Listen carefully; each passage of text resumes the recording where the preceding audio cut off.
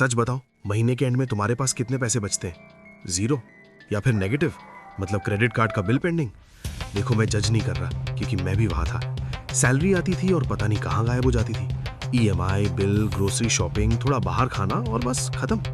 और फिर महीने के लास्ट वीक में वो एंग्जाइटी, वो स्ट्रेस, वो फीलिंग कि यार फिर से ब्रोक हूं। तुमने कभी सोचा है कि कुछ लोग तुमसे कम कमाते हैं पर फिर भी फाइनेंशियली बेटर है? उनके पास गाड़ी है, घर है, इन्वेस्टमेंट्स हैं, सेविंग्स हैं, और तुम ज्यादा कमाते हो पर फिर भी स्ट्रगल कर रहे हो। तुमने कभी सोचा है कि ऐसा क्यों होता है? क्या वो लकी हैं? क्या उनके पेरेंट्स अमीर थे?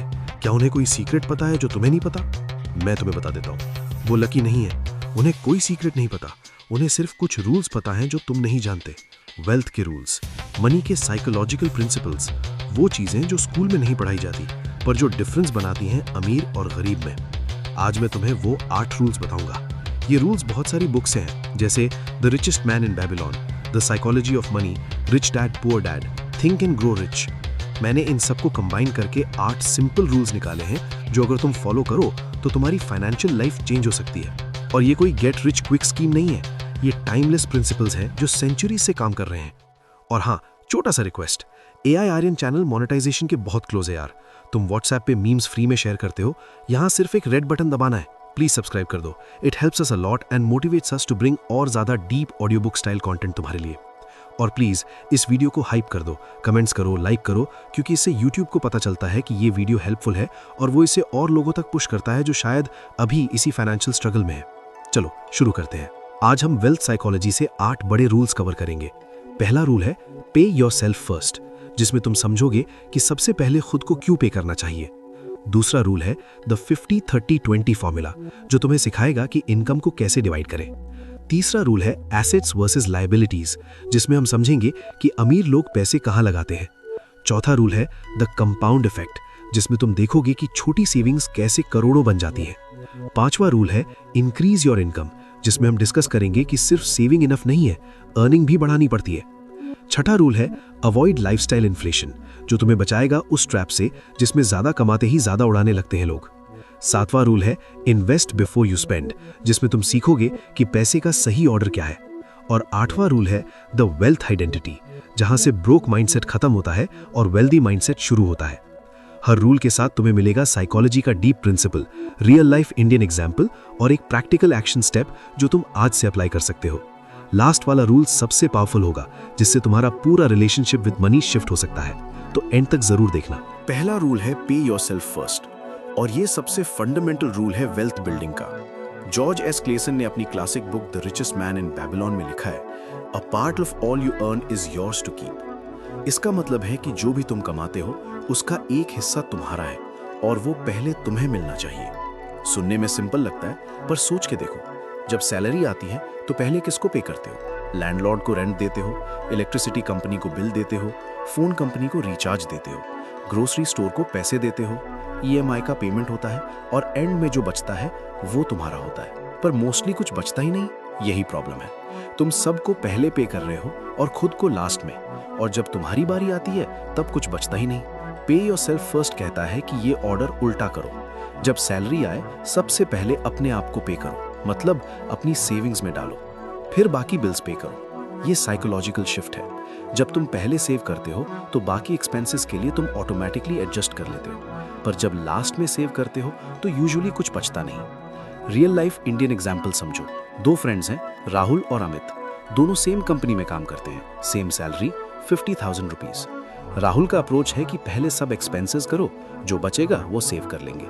महीना शुरू होता है, रेंट 15,000, बिल्स 5,000, ग्रोसरी 8,000, पेट्रोल 3,000, बाहर खाना, थोड़ा shopping, entertainment 10,000।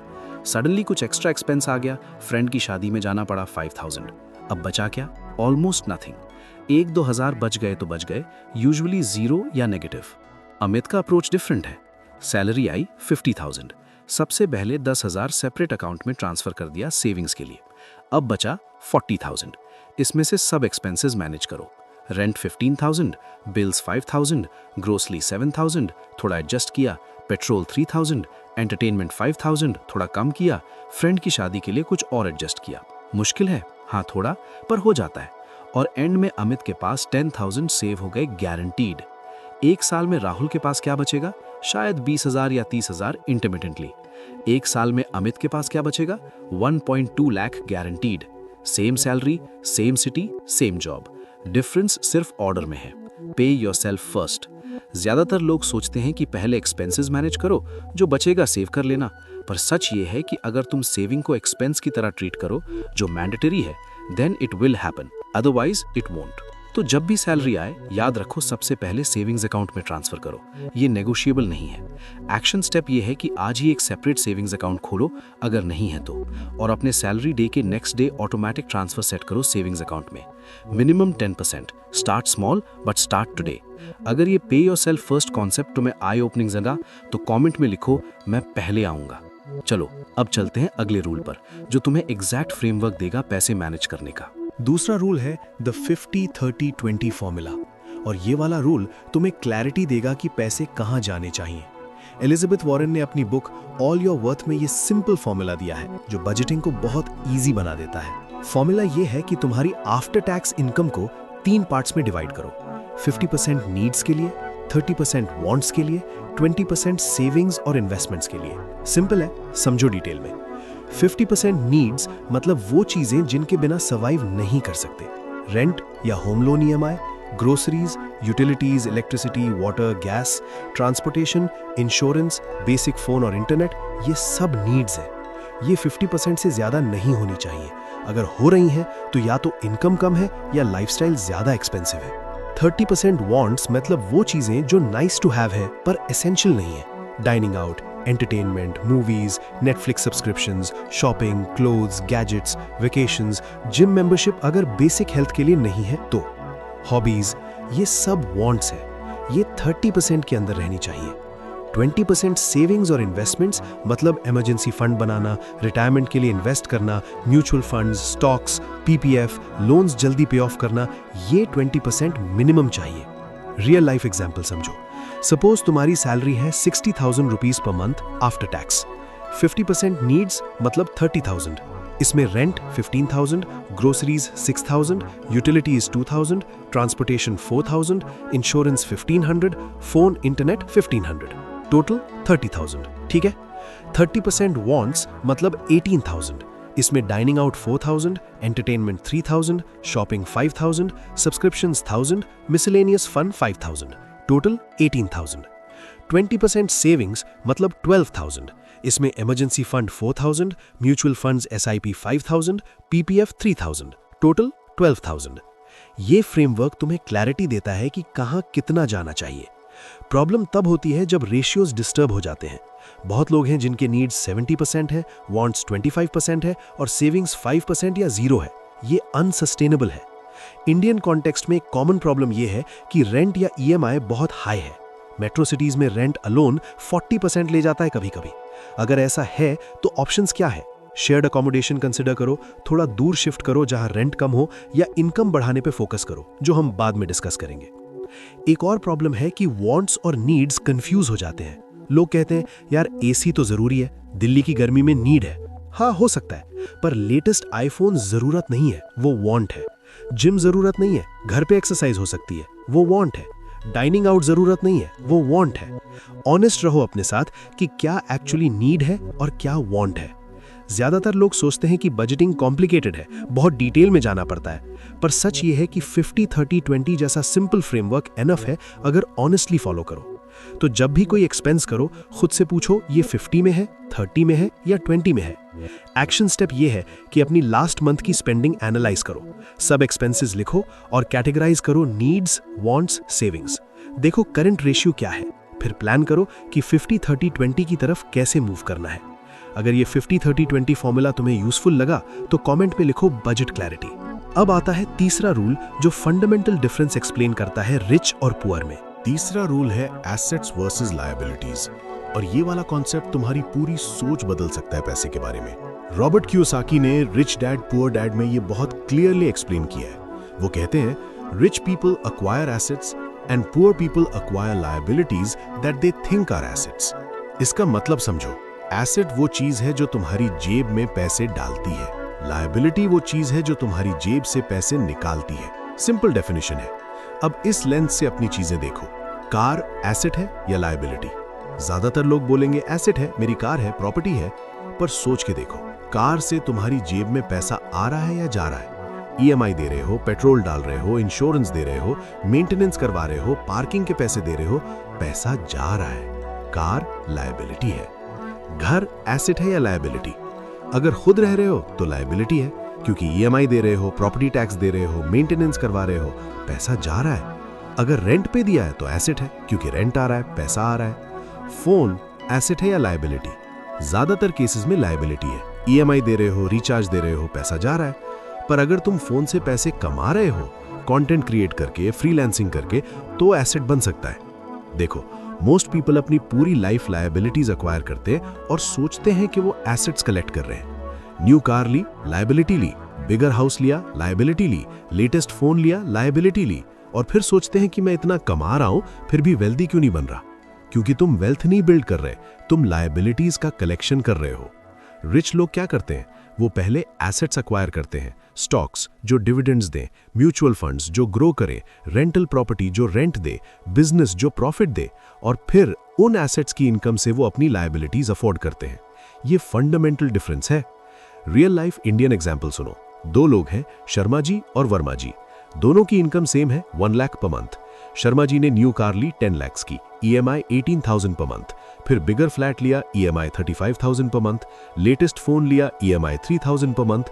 Total EMI 56,000 per month. बचा 44,000। उसमें से regular expenses 35,000, savings 9,000 per month. पर 9,000 भी शायद ही बचे, क्योंकि थोड़ा एक्स्ट्रा एक्सपेंस आ गया तो एडजस्ट हो जाता है। वर्मा जी ने डिफरेंट अप्रोच लिया। वो अपनी पुरानी कार चला रहे हैं, रेंटेड फ्लैट में रह रहे हैं, रेंट 20,000 है, बेसिक फोन यूज कर रहे हैं, मंथली एक्सपेंसेस आफ्टर रेंट 25,000, बचते हैं 55,000। वो हर महीने 50,000 इन्वेस्ट करते हैं, एसआईपी में 30,000, स्टॉक्स में 10,000, पीपीएफ में 10,000। 5 साल बाद क्या होगा? शर्मा जी के पास ओल्ड कार होगी जिसको वैसे भी बदलना पड़ेगा, ओल्ड फ्लैट होगा, ओल्ड फोन होगा, एसेट्स ऑलमोस्ट जीरो। वर्मा जी के पास अराउंड 40 लाख का इन्वेस्टमेंट पोर्टफोलियो होगा जो ग्रो हो रहा होगा, डिविडेंड्स दे रहा होगा। अब वर्मा जी चाहें तो उस इनकम से कार ले सकते हैं, घर ले सकते हैं।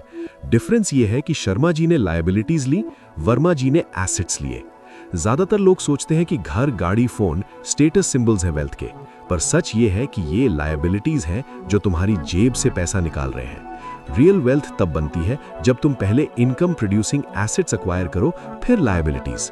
तो जब भी कुछ खरीदने का मन करे, खुद से पूछो, ये मेरी जेब में पैसा डालेगा या मेरी जेब से पैसा निकालेगा? एक्शन स्टेप ये है कि अपनी सब चीजें लिखो और 2 कॉलम्स बनाओ, एसेट्स और लायबिलिटीज। देखो कि क्या रेशियो है। अगर लायबिलिटी ज्यादा है तो प्लान करो कि एसेट्स कैसे बढ़ाने हैं। अगर ये एसेट्स वर्सेस लायबिलिटीज कॉन्सेप्ट तुम्हें आई ओपनिंग लगा तो कमेंट में लिखो एसेट्स फर्स्ट।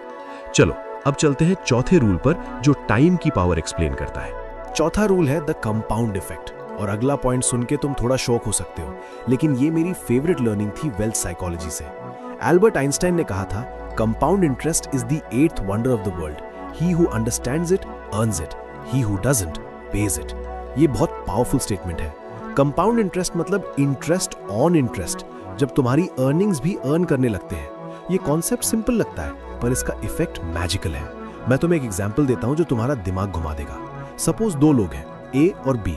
ए ने 25 साल की उम्र में इन्वेस्ट करना शुरू किया। हर महीने 5,000 रुपए इन्वेस्ट किए 10% एनुअल रिटर्न पे। उसने ये सिर्फ 10 साल किया, 25 से 35 साल तक। फिर उसने इन्वेस्ट करना बंद कर दिया।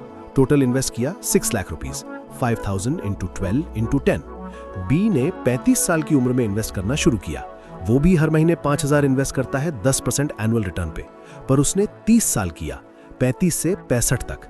टोटल इन्वेस्ट किया 18 लाख रुपीज, 5,000 × 12 × 30। अब 65 साल की उम्र में किसकी वेल्थ ज्यादा है? लॉजिक कहता है कि बी की ज्यादा होनी चाहिए। उसने 18 लाख इन्वेस्ट किया, ए ने सिर्फ 6 लाख। उसने 30 साल इन्वेस्ट किया, ए ने सिर्फ 10 साल। पर रियलिटी ये है कि ए के पास अराउंड 1.5 करोड़ होगा और बी के पास अराउंड 1.1 करोड़ होगा। ए जीतेगा डिस्पाइट इन्वेस्टिंग कम पैसा और कम टाइम। क्यों? क्योंकि ए ने अर्ली स्टार्ट किया, उसके पैसे को ज्यादा टाइम मिला कंपाउंड होने के लिए। ये कंपाउंड इफेक्ट है। टाइम तुम्हारा सबसे बड़ा एसेट है इन्वेस्टिंग में। जितना अर्ली स्टार्ट करो उतना बेटर। इंडियन कॉन्टेक्स्ट में समझो, बहुत लोग कहते हैं अभी तो कमा नहीं रहा हूं, जॉब लगने दो फिर इन्वेस्ट करूंगा। जॉब लग गई, कहते हैं अभी तो सेटल हो रहा हूँ, शादी के बाद इन्वेस्ट करूंगा। शादी हो गई, कहते हैं अभी तो बच्चे छोटे हैं, बड़े हो जाए फिर इन्वेस्ट करूंगा। बच्चे बड़े हो गए, कहते हैं अभी तो उनकी पढ़ाई का खर्चा है, खत्म हो जाए फिर इन्वेस्ट करूंगा। और फिर एक दिन रिटायरमेंट आ जाती है और रियलाइज होता है कि इन्वेस्ट करने का टाइम तो कभी आया ही नहीं। ये ट्रैप है।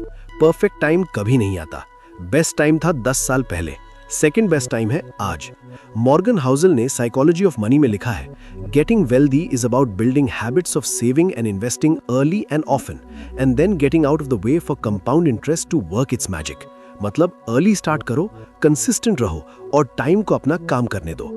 ज्यादातर लोग सोचते हैं कि इन्वेस्टिंग के लिए बहुत पैसा चाहिए, पर सच ये है कि कंसिस्टेंसी और टाइम ज्यादा इंपॉर्टेंट है अमाउंट से। 500 रुपए पर मंथ भी अगर 30 साल कंसिस्टेंटली इन्वेस्ट करो तो लैक्स बन जाते हैं। तो जब भी लगता है कि मेरे पास इन्वेस्ट करने के लिए पैसे नहीं है, याद रखो छोटा अमाउंट भी स्टार्ट करो, टाइम मैजिक करेगा। एक्शन स्टेप ये है कि आज ही एक SIP स्टार्ट करो। 500 रुपीज की भी हो चलेगी, किसी भी म्यूचुअल फंड में, पर स्टार्ट करो। अगर ये कंपाउंड इफेक्ट तुम्हें पावरफुल लगा तो कमेंट में लिखो टाइम इज मनी। अब आता है 5वां रूल, जो बहुत जरूरी है पर लोग इग्नोर करते हैं। 5वां रूल है इंक्रीज योर इनकम। और ये वाला पॉइंट थोड़ा अनकंफर्टेबल होगा, लेकिन अगर तुम इसे स्किप करोगे तो तुम वहीं स्ट्रगलिंग में फंसे रहोगे। देखो, अब तक हमने सेविंग्स की बात की, बजटिंग की बात की, इन्वेस्टिंग की बात की, ये सब इंपॉर्टेंट है, पर एक रियलिटी है, अगर तुम्हारी इनकम बहुत कम है तो तुम कितना भी बजट करो, कितना भी सेव करो, सिग्निफिकेंट वेल्थ नहीं बन सकती। मैथ सिंपल है, अगर इनकम 20,000 है और एक्सपेंसेस 18,000 हैं तो सेव 2,000 हुए। 20% सेव कर रहे हो, विच इज ग्रेट, पर 2,000 पर मंथ मतलब 24,000 पर ईयर। 10 इयर्स में भी सिर्फ 2.4 लाख विदाउट इंटरेस्ट। ये रिटायरमेंट के लिए इनफ नहीं है। पर अगर इनकम 50,000 है और एक्सपेंसेस 30,000 हैं तो सेव 20,000 हुए। Same percentage but 10x amount. 10 years में 24 लाख प्लस इंटरेस्ट। डिफरेंस देखो। इसलिए इनकम बढ़ाना इक्वली इंपॉर्टेंट है सेविंग के साथ। अब इनकम कैसे बढ़ाए? मल्टीपल अप्रोचेस हैं। पहला अप्रोच करियर ग्रोथ। अपनी करंट जॉब में बेटर करो, प्रमोशंस लो, सैलरी नेगोशिएशंस करो, स्किल्स अपग्रेड करो जो डिमांड में है, जॉब स्विच करो हर 2-3 साल में। यूजुअली 20-30% इंक्रीमेंट मिलता है स्विचिंग में। दूसरा अप्रोच साइड इनकम करो, फ्रीलांसिंग करो अपनी स्किल्स से, कंटेंट क्रिएट करो, कंसल्टिंग करो, टीचिंग करो, रीसेलिंग करो, गिग इकोनॉमी में पार्टिसिपेट करो। तीसरा approach business. Side business start करो, ऑनलाइन या ऑफलाइन, स्मॉल स्केल से शुरू करो, ग्रो करो टाइम के साथ। चौथा अप्रोच पैसिव इनकम बिल्ड करो। ये टाइम लेता है पर लॉन्ग टर्म में गेम चेंजर है। Rental income, dividend income, royalties, online course sales. Real life Indian example सुनो। एक बंदा है रोहन, जो 5 साल पहले 40,000 कमाता था। उसने डिसाइड किया कि इनकम बढ़ानी है। उसने अपनी एग्जिस्टिंग स्किल्स जो थी फाइनेंस पे, एक ब्लॉग स्टार्ट किया वीकेंड पे, फिर यूट्यूब चैनल स्टार्ट किया, फिर फ्रीलांस फाइनेंशियल कंसल्टिंग शुरू की, साथ में जॉब भी कंटिन्यू की। आज उसकी प्राइमरी जॉब से इनकम 80,000 है, 5 सालों में डबल।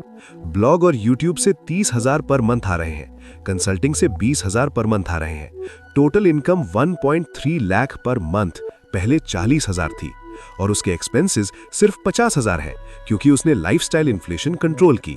बाकी 80,000 हर महीने इन्वेस्ट हो रहे हैं। ये ट्रांसफॉर्मेशन पॉसिबल है अगर इनकम पे फोकस करो। ग्रांट कार्डोन कहते हैं, you will never save your way to wealth, you need to earn your way to wealth and then invest that money wisely. मतलब सिर्फ सेव करके अमीर नहीं बन सकते, कमाना पड़ेगा ज्यादा और फिर वाइजली इन्वेस्ट करना पड़ेगा। ज्यादातर लोग सोचते हैं कि इनकम फिक्स्ड है, जो है बस वही है, उसमें से सेव करो। पर सच ये है कि इनकम वेरिएबल है और तुम्हारे कंट्रोल में है। तुम डिसाइड कर सकते हो कि तुम्हें ज्यादा कमाना है। तो जब भी लगता है कि पैसे नहीं बच रहे, याद रखो कि 2 ऑप्शंस हैं, एक्सपेंसेस कम करो या इनकम बढ़ाओ। आइडियली दोनों करो। एक्शन स्टेप ये है कि एक साइड इनकम आइडिया आइडेंटिफाई करो जो तुम नेक्स्ट 30 डेज में स्टार्ट कर सको।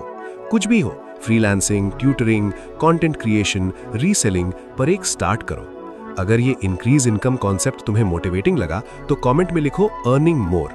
अब आता है छठा रूल, जो बहुत कॉमन ट्रैप के बारे में है। छठा रूल है अवॉइड लाइफस्टाइल इन्फ्लेशन। और ये वाला रूल इग्नोर करने से बहुत लोग फंसे हैं लाइफ लॉन्ग। लाइफस्टाइल इन्फ्लेशन का मतलब है कि जैसे जैसे इनकम बढ़ती है वैसे वैसे एक्सपेंसेस भी बढ़ जाते हैं, प्रोपोर्शनेटली या कभी कभी फास्टर देन इनकम। सोचो 5 साल पहले तुम 30,000 कमाते थे, तब तुम्हारे एक्सपेंसेस 25,000 थे, सेव होते थे 5,000। आज तुम 60,000 कमाते हो, पर एक्सपेंसेस भी 55,000 हो गए हैं, सेव होते हैं 5,000। इनकम डबल हो गई, पर सेविंग सेम रही। क्यों? क्योंकि लाइफस्टाइल भी डबल हो गई। पहले स्कूटी थी, अब कार है। पहले शेयर्ड रूम था, अब 2 BHK है। पहले नॉर्मल फोन था, अब आईफोन है। पहले चाय पीते थे, अब स्टारबक्स जाते हो। ये लाइफस्टाइल इन्फ्लेशन है। ये नेचुरल है, क्योंकि जब इनकम बढ़ती है तो रिवॉर्ड लेना चाहते हैं खुद को, और थोड़ा रिवॉर्ड ठीक है, पर प्रॉब्लम तब होती है जब पूरी इंक्रीमेंट लाइफस्टाइल में खा जाती है। तब इनकम बढ़ रही है पर वेल्थ नहीं बढ़ रही, और लोग 20 साल कमा के भी फाइनेंशियली वहीं है जहां थे। पार्किंसंस लॉ कहता है कि expenditure rises to meet income, मतलब जितना कमाओगे उतना खर्च होगा, automatic, unless you consciously control it. ये ह्यूमन नेचर है, इसलिए कॉन्शियस एफर्ट लगानी पड़ती है लाइफस्टाइल इन्फ्लेशन कंट्रोल करने में। रियल लाइफ इंडियन एग्जांपल समझो। 2 लोग हैं, ए और बी। दोनों ने करियर सेम टाइम स्टार्ट किया 10 साल पहले। दोनों की स्टार्टिंग सैलरी 25,000 थी। आज दोनों 1 लाख कमाते हैं। Similar career growth. ए ने हर इंक्रीमेंट के साथ लाइफस्टाइल अपग्रेड की। 30,000 हुए तो एसी लिया, 40,000 हुए तो कार ली, 50,000 हुए तो बिगर फ्लैट लिया, 70,000 हुए तो सेकंड कार ली फैमिली के लिए।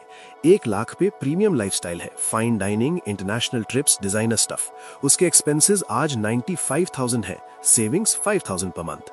10 सालों की total savings including returns around 8 to 10 lakhs। B ने डिफरेंट अप्रोच लिया। हर इंक्रीमेंट का 50% लाइफस्टाइल में गया, 50% सेविंग्स में। 30,000 हुए तो एसी लिया, पर सेविंग्स भी बढ़ाई। 50,000 हुए तो थोड़ा बेटर फ्लैट लिया, पर इन्वेस्टमेंट भी बढ़ाया। 1 लाख पे कंफर्टेबल लाइफस्टाइल है, पर प्रीमियम नहीं। उसके एक्सपेंसेस 50,000 है, सेविंग्स 50,000 पर मंथ। 10 सालों की total savings including compound returns around 80 lakhs to 1 crore। Same income, same timeline. A के पास 10 लाख है, बी के पास 1 करोड़ है। डिफरेंस सिर्फ लाइफस्टाइल इन्फ्लेशन कंट्रोल में है। वॉरेन बफेट दुनिया के सबसे अमीर लोगों में है। वो आज भी उसी घर में रहते हैं जो उन्होंने 1958 में $31,500 में खरीदा था। वो आज भी उसी मैकडॉनल्ड्स में ब्रेकफास्ट करते हैं। ये एक्सट्रीम है, और तुम इतना एक्सट्रीम होना जरूरी नहीं, पर पॉइंट ये है कि अमीर लोग अपनी लाइफस्टाइल इनकम के साथ प्रोपोर्शनेटली नहीं बढ़ाते। वो गैप मेंटेन करते हैं इनकम और एक्सपेंसेस के बीच। ये गैप ही वेल्थ बनता है। ज्यादातर लोग सोचते हैं कि ज्यादा कमाऊंगा तो ऑटोमेटिकली अमीर हो जाऊंगा, पर सच ये है कि ज्यादा कमाना और वो पैसे रखना दोनों अलग स्किल्स हैं। दोनों चाहिए। तो जब भी इंक्रीमेंट मिले, प्रमोशन मिले, बोनस मिले, याद रखो पहले 50% सेव करो, फिर लाइफस्टाइल अपग्रेड करो। एक्शन स्टेप ये है कि अपनी लास्ट 5 इयर्स की इनकम और एक्सपेंसेस देखो, क्या दोनों सेम रेट से बढ़े हैं? अगर हाँ तो प्रॉब्लम है। नेक्स्ट इंक्रीमेंट में डिसाइड करो कि 50% मिनिमम सेविंग्स में जाएगा। अगर ये लाइफस्टाइल इन्फ्लेशन कॉन्सेप्ट तुम्हें रिलेटेबल लगा तो कमेंट में लिखो गैप मैटर्स। अब आता है 7वां रूल, जो ऑर्डर के बारे में है। 7वां रूल है इन्वेस्ट बिफोर यू स्पेंड, और ये पे योरसेल्फ फर्स्ट का एक्सटेंडेड वर्जन है। देखो, हमने पहले बात की थी कि सबसे पहले सेव करो। अब इस रूल में हम एक स्टेप और आगे जाते हैं। सिर्फ सेव मत करो, इन्वेस्ट करो। सेविंग्स और इन्वेस्टमेंट में डिफरेंस समझो। सेविंग्स वो पैसे हैं जो बैंक अकाउंट में पड़े हैं, सेफ हैं, पर ग्रो नहीं हो रहे। एक्चुअली इन्फ्लेशन की वजह से वैल्यू कम हो रही है। अगर तुम्हारे सेविंग्स अकाउंट में 1 लाख है और इंटरेस्ट 3% मिल रहा है, पर इन्फ्लेशन 6% है, तो टेक्निकली तुम हर साल 3% पुअरर हो रहे हो इन रियल टर्म्स। इन्वेस्टमेंट वो पैसे हैं जो काम कर रहे हैं तुम्हारे लिए। म्यूचुअल फंड्स में है तो मार्केट के साथ ग्रो हो रहे हैं, स्टॉक्स में है तो कंपनीज के साथ ग्रो हो रहे हैं, रियल एस्टेट में है तो अप्रिसिएशन हो रही है। इन्वेस्टमेंट में रिस्क है, पर ग्रोथ भी है। इमरजेंसी फंड के लिए सेविंग्स रखो, 3 to 6 months एक्सपेंसेस, बाकी पैसे इन्वेस्ट करो। अब इन्वेस्ट बिफोर यू स्पेंड का मतलब ये है कि जैसे ही सैलरी आए पहले इन्वेस्टमेंट हो, फिर एक्सपेंसेस। ऑटोमेट करो इसे। SIP सेट करो, सैलरी क्रेडिट होने के next day. Recurring deposit set करो, PPF ऑटो डेबिट करो। जब ये ऑटोमेटिक हो जाता है तो तुम स्पेंड ही वो कर सकते हो जो बचा है आफ्टर इन्वेस्टमेंट। ये मेंटल शिफ्ट पावरफुल है। रियल लाइफ एग्जाम्पल समझो। एक बंदा है विक्रम, उसकी सैलरी 70,000 है। पहले उसका प्रोसेस था कि सैलरी आए, मंथ भर स्पेंड करे, जो बचे वो इन्वेस्ट करे। यूजुअली कुछ नहीं बचता था, या 2-3 हज़ार। फिर उसने प्रोसेस बदला। सैलरी आते ही automatic SIP 20,000, PPF auto debit 5,000, emergency fund account में 5,000। टोटल 30,000 पहले दिन ही निकल गए। अब उसके पास 40,000 है महीने के लिए। उसमें से सब मैनेज करना है। पहले महीना थोड़ा टाइट गया क्योंकि एडजस्ट करना पड़ा, पर दूसरे महीने से नॉर्मल हो गया। अब वो हर महीने गारंटीड 30,000 इन्वेस्ट कर रहा है। 1 साल में 3.6 लाख इन्वेस्टेड, 10 साल में बिना कंपाउंड के भी 36 lakh, with compound around 60-70 lakh. ये ट्रांसफॉर्मेशन सिर्फ ऑर्डर चेंज करने से आई। The richest man in Babylon में एक प्रिंसिपल है कि gold comes gladly and in increasing quantity to the person who puts by at least 10% of their earnings. ये एंशिएंट विजडम है जो आज भी काम करता है। ज्यादातर लोग सोचते हैं कि पहले एक्सपेंसेस हैंडल करो, जो बचेगा इन्वेस्ट कर लेना, पर सच ये है कि अगर इन्वेस्टिंग पहले नहीं आई तो कभी नहीं आएगी। तो जब भी सैलरी आए, याद रखो, पहले इन्वेस्ट फिर स्पेंड। ये ऑर्डर मैटर्स। एक्शन स्टेप ये है कि अपने बैंक में जाके ऑटोमेटिक इन्वेस्टमेंट सेट करो, एसआईपी, म्यूचुअल फंड में, रिकरिंग डिपॉजिट, पीपीएफ, कुछ भी, पर ऑटोमेटिक करो ताकि डिसीजन लेने की जरूरत ना पड़े। अगर ये invest before you spend concept तुम्हें यूजफुल लगा तो कमेंट में लिखो ऑटो इन्वेस्ट। अब आता है फाइनल और सबसे इंपॉर्टेंट रूल। 8वां रूल है द वेल्थ आइडेंटिटी, और यही वो लाइन है जहां से ब्रोक माइंडसेट खत्म होता है और वेल्दी माइंडसेट शुरू होता है। देखो, अब तक हमने बहुत टेक्निक्स देखी, रूल्स देखे, फॉर्मूलाज देखे, पर अगर तुम्हारा फंडामेंटल माइंडसेट मनी के बारे में गलत है तो ये सब काम नहीं करेंगे। टी हाव एकर ने अपनी book secrets of the millionaire mind में लिखा है, your income can grow only to the extent that you do. मतलब तुम्हारी इनकम उतनी ही ग्रो कर सकती है जितना तुम खुद ग्रो करते हो, और ये ग्रोथ माइंडसेट में होनी चाहिए। बहुत लोगों के अंदर मनी के बारे में लिमिटिंग बिलीव्स हैं जो उन्हें वेल्दी बनने से रोक रहे हैं, जैसे अमीर लोग बुरे होते हैं, पैसे से खुशी नहीं मिलती, मेरे जैसे लोग अमीर नहीं बन सकते, पैसे पेड़ पे नहीं लगते, हमारे फैमिली में कोई अमीर नहीं था तो मैं भी नहीं बनूंगा। ये बिलीव्स सबकॉन्शियसली काम करती हैं। जब तुम सबकॉन्शियसली मानते हो कि अमीर लोग बुरे हैं तो तुम खुद अमीर बनने से अवॉइड करोगे, क्योंकि तुम बुरा नहीं बनना चाहते। ये सेल्फ सैबोटाज है। पहला स्टेप है इन बिलीव्स को आइडेंटिफाई करना और चैलेंज करना। अमीर लोग बुरे होते हैं? रियली? बहुत अमीर लोग हैं जो फिलैंथ्रोफी करते हैं, जो जॉब्स क्रिएट करते हैं, जो इनोवेशंस लाते हैं। पैसे से खुशी नहीं मिलती? रिसर्च कहती है कि सर्टेन लेवल तक पैसे से डेफिनेटली लाइफ सेटिस्फैक्शन बढ़ती है, फाइनेंशियल स्ट्रेस कम होता है, ऑप्शंस बढ़ते हैं, फ्रीडम मिलती है। मेरे जैसे लोग अमीर नहीं बन सकते, ये सिर्फ एक स्टोरी है जो तुमने खुद बना रखी है। काउंटलेस एग्जाम्पल्स हैं लोगों के जो नथिंग से समथिंग बने हैं। ये बिलीव्स चेंज करनी पड़ती हैं। दूसरा स्टेप है वेल्थ आइडेंटिटी अडॉप्ट करना। जैसे हमने डिसिप्लिन वाली वीडियो में बात की थी कि पहले आइडेंटिटी चेंज होती है फिर बिहेवियर, सेम प्रिंसिपल यहां भी अप्लाई होता है। अगर तुम खुद को ब्रोक पर्सन समझते हो तो ब्रोक पर्सन वाली हरकतें करोगे, स्पेंड करोगे, सेव नहीं करोगे, पुअर फाइनेंशियल डिसीजंस लोगे। पर अगर तुम खुद को वेल्दी पर्सन इन मेकिंग समझते हो तो वेल्दी हैबिट्स अडॉप्ट करोगे, सेव करोगे, इन्वेस्ट करोगे, स्मार्ट डिसीजंस लोगे। ये आइडेंटिटी शिफ्ट ओवरनाइट नहीं होती, पर ग्रेजुअली होती है जब तुम वेल्दी बिहेवियर्स प्रैक्टिस करते हो। रियल लाइफ एग्जाम्पल समझो। एक लड़की है नेहा, मिडिल क्लास फैमिली से है। बचपन में हमेशा सुना कि पैसे पेड़ पे नहीं लगते, खर्च सोच समझ के करो, हमारे पास ज्यादा नहीं है। ये बिलीव्स उसके अंदर बैठ गई। जब उसने जॉब शुरू की तो वो हमेशा स्कैरसिटी माइंडसेट में रहती थी। पैसे आते ही एंजाइटी होती थी कि खत्म हो जाएंगे। वो इन्वेस्ट नहीं करती थी क्योंकि डर था कि पैसा डूब जाएगा। वो सैलरी नेगोशिएशन नहीं करती थी क्योंकि डिजर्व नहीं फील करती थी। फिर उसने कुछ बुक्स पढ़ी, अपना माइंडसेट समझा, उसने अपनी बिलीव्स आइडेंटिफाई की और एक्टिवली चैलेंज करना शुरू किया। जब स्कैरसिटी थॉट आता, उसने काउंटर किया कि पैसा अबंडेंस में भी आ सकता है। उसने एफर्मेशन स्टार्ट किए, मैं वेल्दी बन रही हूँ, मैं मनी अट्रैक्ट करती हूँ, मैं डिजर्व करती हूँ अबंडेंस। चीज़ी लगता है पर काम करता है। उसने इन्वेस्टिंग शुरू की छोटा अमाउंट से, रिस्क लिया। जब कुछ ग्रो हुआ तो कॉन्फिडेंस आया। उसने सैलरी नेगोशिएशन की पहली बार सक्सेसफुली। आज 3 साल बाद उसकी इनकम डबल है, इन्वेस्टमेंट सिग्निफिकेंट है और सबसे इंपॉर्टेंट, उसका रिलेशनशिप विद मनी हेल्दी है। ये आइडेंटिटी शिफ्ट पावरफुल है। नेपोलियन हिल ने थिंक एंड ग्रो रिच में लिखा है, whatever the mind can conceive and believe it can achieve. मतलब जो तुम्हारा माइंड सोच सकता है और बिलीव कर सकता है वो अचीव कर सकता है। अगर तुम बिलीव नहीं करते कि तुम वेल्दी बन सकते हो तो तुम कभी नहीं बनोगे। बिलीव पहले आता है, अचीवमेंट बाद में। ज्यादातर लोग सोचते हैं कि पहले अमीर बनूंगा फिर अमीर की तरह सोचना शुरू करूंगा, पर सच ये है कि पहले अमीर की तरह सोचना पड़ता है फिर अमीर बनते हो। माइंडसेट पहले आता है, रियलिटी बाद में। तो आज से अपनी मनी बिलीव्स एग्जामिन करो। जो लिमिटिंग है उन्हें चैलेंज करो। वेल्दी आइडेंटिटी अडॉप्ट करो।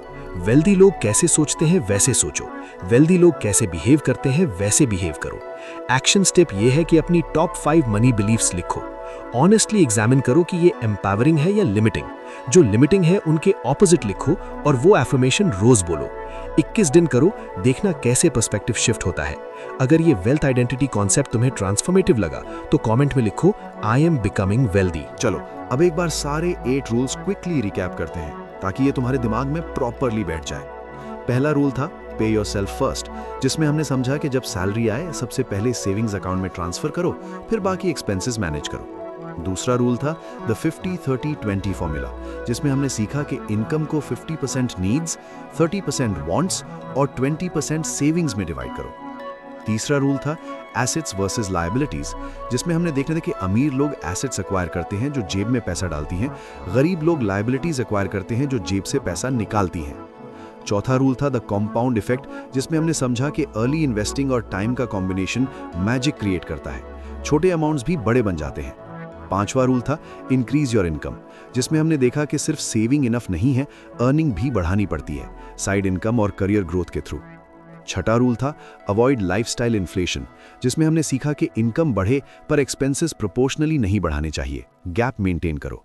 सातवां रूल था इन्वेस्ट बिफोर यू स्पेंड, जिसमें हमने समझा कि पहले ऑटोमेटिक इन्वेस्टमेंट सेट करो, फिर जो बचे उस पे सर्वाइव करो। आठवां रूल था द वेल्थ आइडेंटिटी, जिसमें हमने देखा कि लिमिटिंग बिलीफ्स चेंज करो और वेल्दी माइंडसेट अडॉप्ट करो। आइडेंटिटी पहले आती है, रियलिटी बाद में। अगर तुम सिर्फ 2 चीजें याद रखो इस पूरी वीडियो से तो ये रखो। पहला, पैसा इमोशन नहीं है, स्ट्रैटेजी है। जब तुम साइंटिफिकली अप्रोच करते हो मनी को, रूल्स फॉलो करते हो, सिस्टम्स बनाते हो तो रिजल्ट्स आते हैं। दूसरा, वेल्थ एक स्किल है जो सीखी जा सकती है। तुम चाहे किसी भी बैकग्राउंड से हो, किसी भी फैमिली से हो, तुम वेल्थी बन सकते हो अगर तुम सही प्रिंसिपल्स फॉलो करो और कंसिस्टेंट रहो। तुम सिर्फ एक एम्प्लॉय नहीं हो, सिर्फ एक सैलरी अर्नर नहीं हो, सिर्फ मिडिल क्लास नहीं हो, तुम अपनी फाइनेंशियल स्टोरी के ऑथर हो और ये स्टोरी तुम लिख सकते हो जैसे चाहते हो।